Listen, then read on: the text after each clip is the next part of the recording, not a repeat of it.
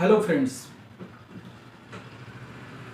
आकाशामध्ये रात्रीच्या वेळेला दिसणारे चंद्र, तारे, दिवसा दिसणारा सूर्य आणि याचबरोबर चंद्रग्रहण, सूर्यग्रहण, उल्कावर्षाव अशा अनेक खगोलीय घटना आपण सातत्याने पाहत असतो आणि याचं आकर्षण प्रत्येकाला असतं. ते लहान असो की मोठे असो, सगळ्यांनाच याचं आकर्षण असतं.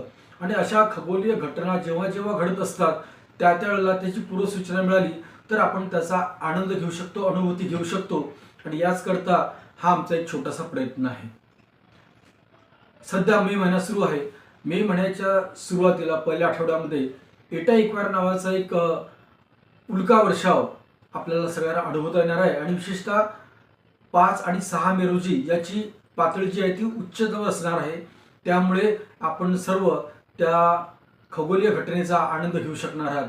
तर नेमका एक्वायटर हा उल्कावर्षाव आहे काय, हा कशामुळे होतो ते आपण समजून घेण्याचा प्रयत्न करूया. नमस्कार, मी प्रवीण गुल्हाणे, अध्यक्ष मराठी विज्ञान परिषद आणि संचालक स्टार गेजर क्लब अमरावती. उल्कावर्षामध्ये खरंच तारे तुटतात का? नक्कीच नाही. नेमकं काय होतं? हॅलेचा धूमकेतू हा साधारणतः 75 वर्षांनी ते 76 वर्षांनी आपल्या सूर्याभोवती एक गोल प्रदक्षिणा मारून परत निघून जातो.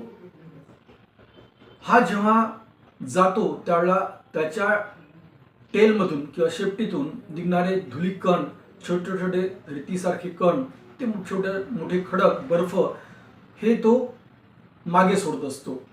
आणि अशा हा जो कचराचा पट्टा तयार झालेला असतो, या कचऱ्याच्या पट्ट्यात जेव्हा पृथ्वी येते त्यावेळेला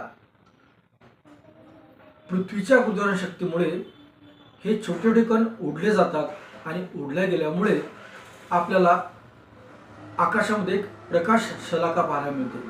नेमकं त्यावेळेला त्याचा वेग हा साधारणतः 65 ते 70 किलोमीटर प्रति सेकंद असतो. आणि या गतीने येत असताना पृथ्वीभोवती असणाऱ्या हवेच्या पट्ट्यामध्ये त्याचं घर्षण होतं, तापतं आणि ते जळून राख होतात.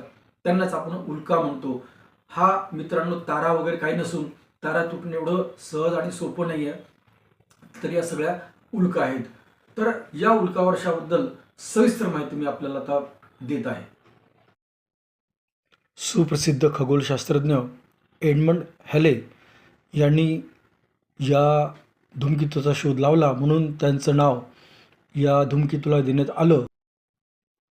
साधारण दर 75 वर्षानंतर हा धूमकेतू आपल्या सूर्याला एक प्रदक्षिणा पूर्ण मारून परत जातो. हा उल्कावर्षाव कुंभ या नक्षत्राच्या पार्श्वभूमीवर आपल्याला पाहायला मिळतो, म्हणून त्याला एटा इक्वायर्ड असे नाव देण्यात आलेलं आहे. तसा हा उल्कावर्षाव दक्षिण भागातून अतिशय सुंदर दिसतो. त्या ठिकाणी साधारणतः 30 ते 50 उल्का एका तासाला दिसू शकतात. भारतामध्ये याचं प्रमाण थोडं कमी, म्हणजे 10 ते 25 उल्का प्रति तास आपल्याला पाहायला मिळणार आहेत.